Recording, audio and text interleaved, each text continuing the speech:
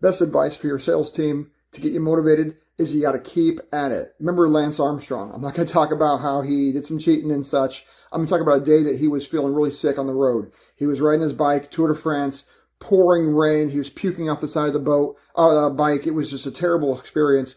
And then it got pitch black. He was riding in the darkness. He had to crash at the hotel that night.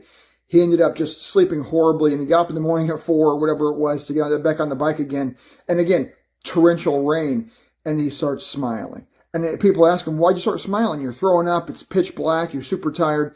And he goes, because I was going to go out there and ride the bike in the rain, and other people weren't going to want to. That's the key. Getting out there when other people don't want to.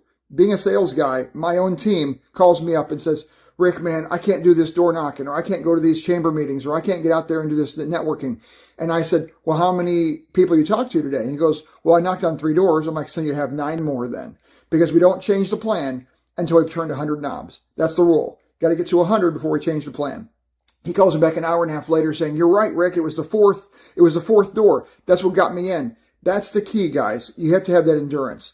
Like Lance Armstrong's story, like my guy in the field, the sales guy, like your sales team. Make sure you push them to get their goals. Make sure you have KPIs in place, measurements that they can actually hit regularly, even on a daily basis, not only weekly, but maybe even daily, to keep them motivated and moving. That's how you get the results, because everybody's riding their bike and it's pouring rain and you're feeling sick. But if you're out there and you're doing it, guess what? You're going to get ahead.